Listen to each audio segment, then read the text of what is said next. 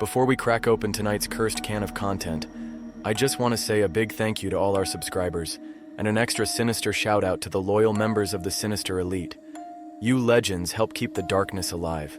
If you're enjoying the stories and want to take it a step further, hit that like button, make sure you're subscribed, and consider joining the Sinister Elite by clicking that join button below.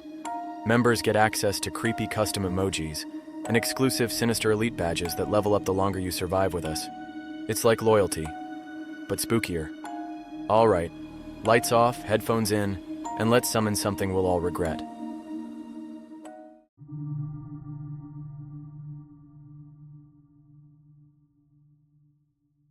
They say the sun doesn't rise for 2 months out here. That's not true. It tries to, just can't quite make it over the mountains. You get this faint red glow on the horizon that lasts an hour, like God dragging a matchstick across the edge of the world and giving up halfway through. That's my view every day from behind the counter of the 7-Eleven in Talvik, Alaska. Population 46.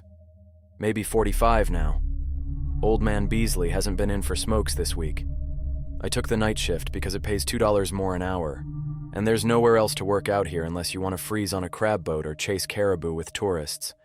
My boss, Janelle, handed me the keys, a thermos of coffee, and a small laminated card taped to the register that said, "Rules for the night shift. Don't go behind the dumpster after midnight. Never open the door for anyone who knocks more than twice. If you see lights in the tree line, don't look directly at them." She said it all casual, like it was part of training. Oh, and refill the coffee machine after 3. It likes to spit sludge. Then she drove off into the dark. That first night was quiet. Snow drifted across the empty highway like ghostly fingers. The radio only picked up one station, static mixed with what sounded like humming, not singing. Humming, like somebody stuck between words. At 11:57 p.m., I took the trash out back. Now, I'm not saying I'm brave, but I didn't expect anything. It's a 7-Eleven. The scariest thing I expected to see was a moose licking the glass. But the air out back was different. It wasn't just cold. It vibrated. The kind of cold that presses into your bones and hums there. The dumpster sat about 20 feet away, and beyond it was a wall of black pine trees. The snow between us looked untouched. Perfect. Too perfect. Halfway there, I heard it. Someone whispering my name. Not yelling, not calling. Whispering. Like they were 2 feet from my ear. "Ethan." I spun around, flashlight up. No one. The parking lot lights flickered like they were struggling to stay awake. I dropped the bag into the dumpster, which let out a groan that echoed like it came from inside the trees. That's when I remembered rule number 1. Don't go behind the dumpster after midnight. It was 12:04. My stomach twisted like I'd swallowed ice. I backed up slow, keeping the light on the dumpster. The shadows behind it looked wrong. Too thick, like something crouched there, hiding. A crunch in the snow. "Ethan," the voice said again. Softer this time. Familiar. Like my mom. But my mom's in Anchorage. I didn't answer. I just turned and booked it for the door. Locked it. Stood behind the counter for 5 straight minutes, breathing like I'd run a marathon. I told myself I was tired hearing things. The wind out here can sound like a person if it wants to. But then, around 2 a.m., something knocked on the glass. 2 times. Just 2. I peeked over the counter, heart pounding. Outside stood a figure in a heavy coat, snow caked to the shoulders. Couldn't see a face through the frost, but they were shivering bad. "Please," they said, muffled through the glass. "Let me in. I'm freezing now. This is Alaska. You don't ignore someone in the cold." But I remembered rule number 2. Never open the door for anyone who knocks more than twice. So technically I could open it. They only knocked twice. I started toward the door and stopped. Because I realized something. Their breath. It wasn't fogging up the glass. Not even a little. I backed away slow, heart thumping. The figure just stared through the window, motionless, until I turned off the lights at the counter. Then, it smiled. teeth too wide, too many, and walked backward into the snow. Not turned around. Walked backward. By dawn, which is just a lighter shade of night, I was still behind the counter, clutching the thermos and watching the tree line sway. The humming from the radio had changed into faint static whispers, like a conversation I wasn't supposed to hear. When Janelle came in to relieve me, I told her what I'd seen. She just nodded. "You made it through your first night," she said. "That's something." "Who was that outside?" I asked. She poured herself coffee, calm as ever. "Not a who," she said. "A what? They come down from the tree line during the long dark. You didn't look at the lights, did you?" "What lights?" She froze mid-sip. "Good. Keep it that way." As I left, I glanced out the window one last time. The trees looked normal, still, quiet. But just beyond them, faint and pulsing, like fireflies in the fog, were lights, moving closer. By my third night, the cold didn't bother me as much. What did bother me were the voices. They started small, like whispers under the hum of the fluorescent lights. I thought it was just the power lines outside cracking from the cold. But around 1 a.m., when the wind died, I could hear them clearly. Voices in the static of the radio, voices in the snow outside. Some laughed, some cried. One just kept saying my name, over and over. I kept telling myself I was fine. It's just the isolation, man. Cabin fever with extra caffeine. But that same night, I had to take the trash out again. Rule number 1 rang in my head like a siren. Don't go behind the dumpster after midnight. It was 11:48. I figured I was safe. I bundled up, grabbed the bags, and pushed open the back door. The air was black and sharp, like stepping into a freezer full of knives. The sky looked low enough to touch, heavy with snow clouds that glowed faintly from the store's light. I trudged through the powder, each step sinking deep, the cold biting through my boots. Halfway to the dumpster, I saw something move near the tree line. It was quick, a flash of pale against the dark. Like a person. But taller, too thin. Its movements were jerky, almost wrong, like a puppet trying to remember how to walk. I froze, bag halfway to the bin. That's when the whisper came again. "Ethan." I dropped the trash and bolted back inside, slamming the door behind me so hard the bell above the doorframe snapped off. I locked it, double-checked the latch, and stood breathing into my hands. The lights flickered once, twice. Then the power went out. Darkness swallowed the store. The only light came from the glow of the refrigerators in the back, faint and blue. Outside, I could see the snow shifting in waves. Something moving through it. Something big. Then came a sound I'll never forget. A low, wet scratching on the glass. I grabbed the flashlight and aimed it toward the front door. 2 eyes were staring back at me through the window. Pale blue, reflecting the light like animal eyes, but human-shaped. The thing's face pressed against the glass, skin stretched thin and gray like frostbitten leather. Its mouth opened too wide, and the sound that came out wasn't a scream. It was a copy of my voice. "Ethan. Please. Let me in." Rule number 2 hit me like a hammer. Never open the door for anyone who knocks more than twice. But it hadn't knocked. Not yet. Bang. Once. Bang. Twice. I held my breath. Then, slowly, it raised one long hand and pressed it against the glass. The fingers were long, jointed in too many places. The nails scraped against the door as it leaned in. No third knock. But I wasn't going to test the fine print. I ducked behind the counter and killed the flashlight. My heartbeat felt loud enough to wake the dead. After a few minutes, the scratching stopped. I waited 5 more before standing. Nothing outside. No movement in the snow. No eyes. I flicked the power breaker behind the counter. The lights buzzed back to life, humming like angry bees.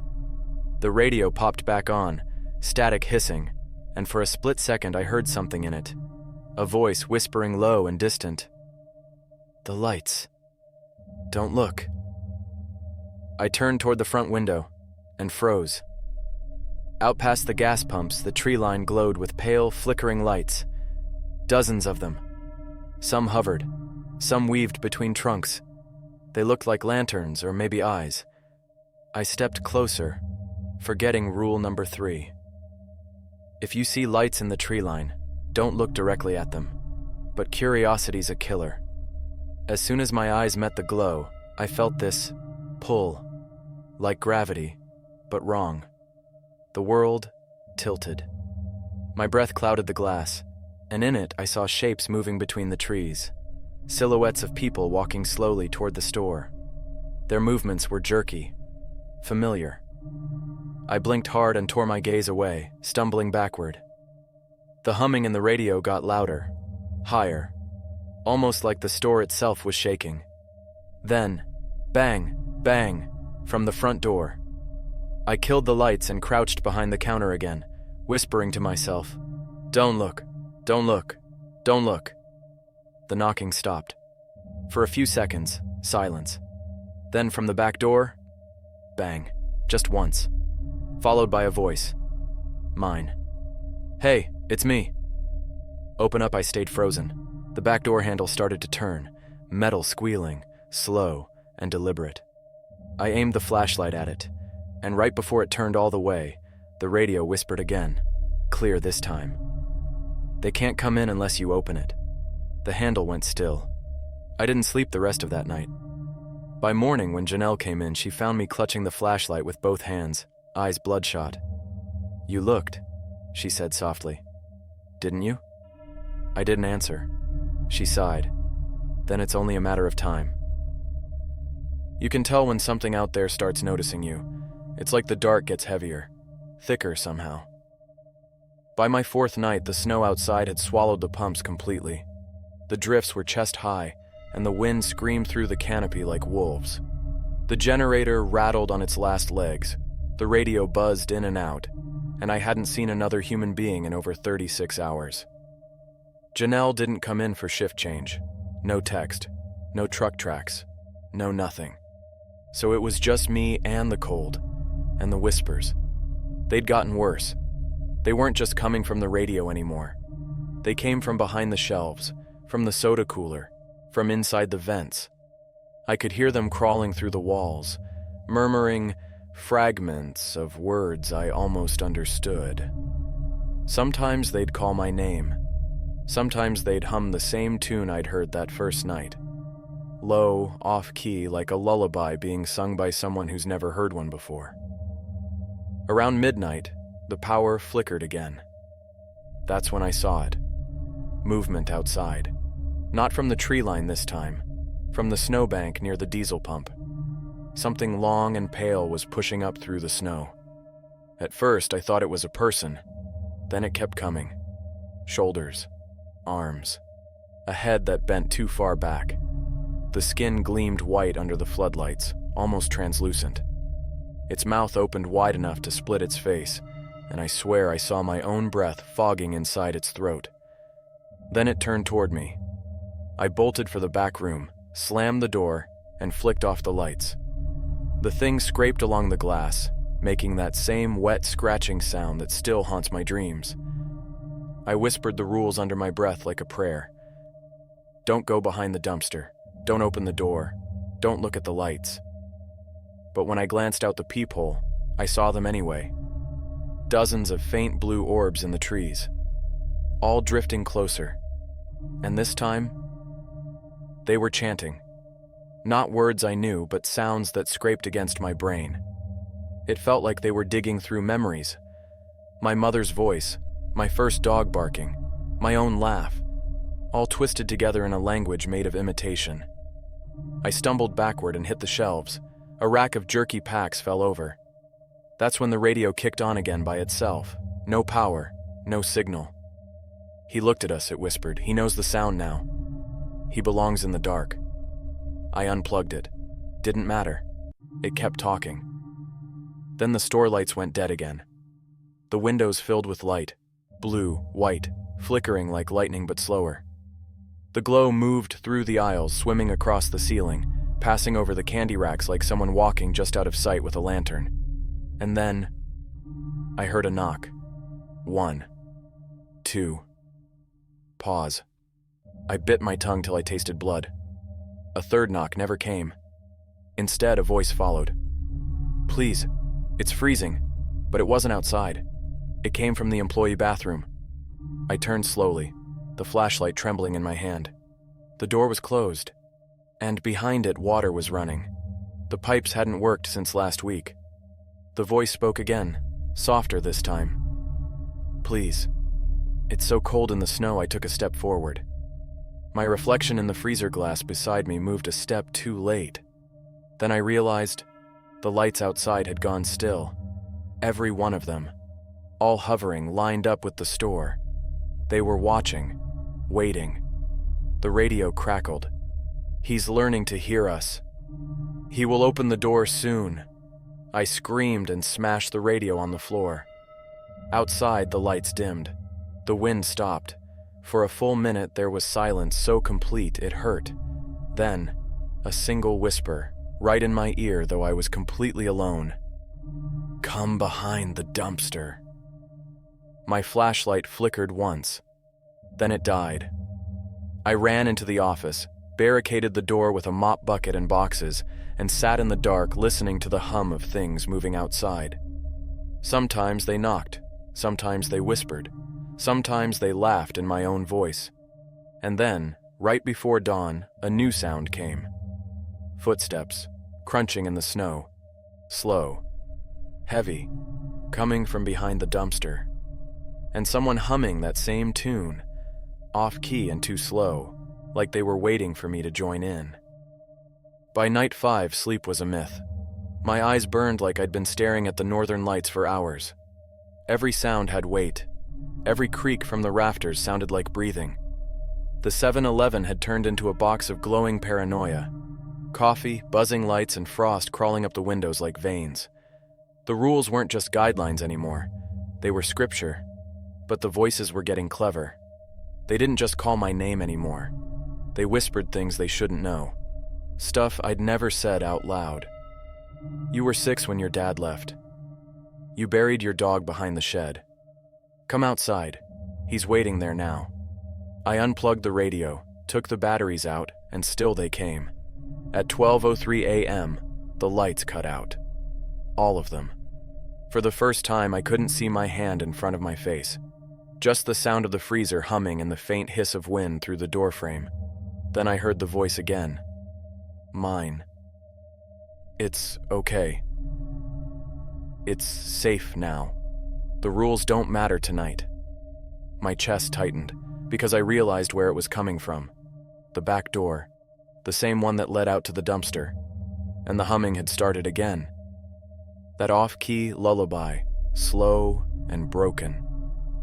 I grabbed the flashlight. The beam trembled across the floor. It was weak, batteries dying, but it was all I had. When I reached the back door, the handle twitched, like something was testing it, then stopped. Silence. Then, knock. Once. Pause. Knock. Twice. I whispered, "Don't open it." And then came the third sound, not a knock this time, a dragging, like claws across steel. I backed away. The smell hit next. Sour, wet fur mixed with something metallic. I peeked through the small window. The snow outside glowed faint blue. And behind the dumpster, something moved. It wasn't walking. It was unfolding. A mass of pale limbs like deer legs stitched together wrong. A human torso twisted backward. Its head hung low, hair long and dripping with frost. It looked like someone had tried to build a person from all the wrong parts and then left it to rot in the snow. It turned slowly, like it heard me watching. And then it smiled, teeth black with blood. I slammed the door and backed away until my spine hit the Slurpee machine. The humming outside grew louder, harmonizing with itself like a choir of broken throats. That's when the front windows lit up. The blue orbs again, dozens of them, all floating closer. I killed the flashlight. The orbs pulsed, then went dark. For a few seconds, nothing. Then, the motion detector beeped. Something was inside the store. I froze. My breath fogged the air, slow and heavy. Somewhere near the coffee station, a plastic cup fell and rolled. Then I saw it. The reflection in the glass door of the fridge aisle. Long, thin, crawling on all fours. Its joints bent the wrong way.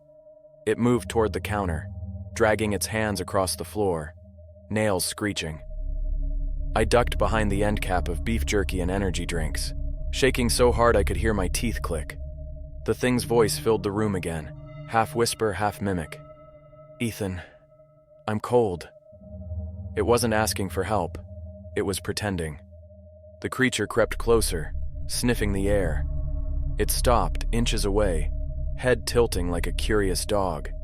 Its skin was cracked ice, veins black and pulsing beneath. Then its mouth opened too wide, and a second voice came from inside. Janelle's. "You shouldn't have looked at the lights." I lunged for the emergency flare by the door, the one for when trucks break down in the lot. The instant I struck it, the whole room erupted in red light. The thing screamed. Its skin blistered like wax. It scuttled backward, slamming into the door, claws thrashing. I charged forward and shoved the flare against the glass, forcing it back outside. The creature stumbled into the snow and vanished behind the dumpster with a hiss. Then, just as suddenly, everything went silent again. The lights flickered back to life. No movement, no voices, just the wind. When I stepped outside at dawn, still gripping that flare like my life depended on it, I saw the snow behind the dumpster, tracks, human footprints, and in the center of them, something carved into the ice with claw marks. One rule left. The next night, I almost didn't show up, but there's nowhere else to go in Talvik, Alaska. You quit your job out here, you freeze to death. Simple as that. So, I clocked in. One last shift. The place looked normal enough when I arrived.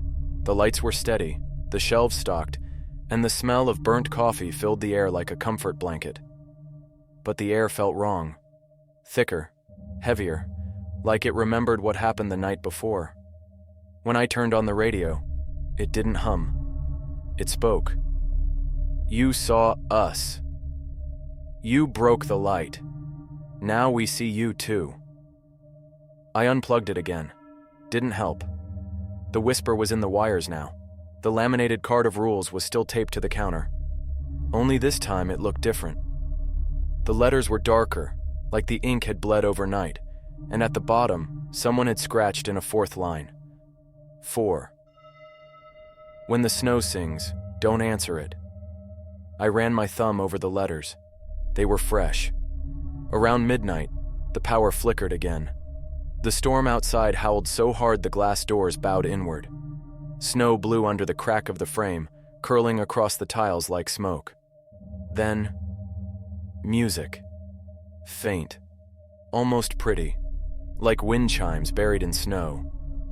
But there were no chimes. I turned off the lights and listened. The sound was coming from outside, near the dumpster. The same area I'd sworn never to go. I remembered the message carved in the ice. One rule left. I should have ignored it, but curiosity kills more than cats out here. I grabbed the flare gun from the emergency cabinet and stepped into the snow. The storm had stopped. The air hung dead still. The woods were silent except for that distant, eerie melody. The singing snow. It didn't sound natural. It sounded like hundreds of voices, all humming the same broken tune I'd heard before, echoing through the drifts. The lights in the tree line glowed again. Blue and soft. Then I saw something new. Shapes walking between them. Dozens, maybe hundreds. Some looked human. Some didn't. They weren't coming toward me this time. They were circling the store. And in the middle of them, standing perfectly still behind the dumpster, was Janelle. Her parka was shredded, her skin pale as ice. She was smiling, but it wasn't her smile. Her eyes glowed faint blue, and her voice came out in layers like 10 people talking at once. "You broke the rule, Ethan." I raised the flare gun. My hands shook so bad I could barely keep it aimed. Stay back! She tilted her head, just like the thing from before. You looked at us. You heard us. You answered. Now, you belong to the dark. The snow around her began to ripple. Pale hands reached up through it, clawing at the air like the earth itself was trying to breathe. I fired the flare. It streaked red across the sky and hit her square in the chest. She didn't fall. She burned, but instead of screaming, she started to laugh. The same sound came from the trees, echoing from 1,000 throats. I ran. I slammed the door behind me, locked it, and hit the lights.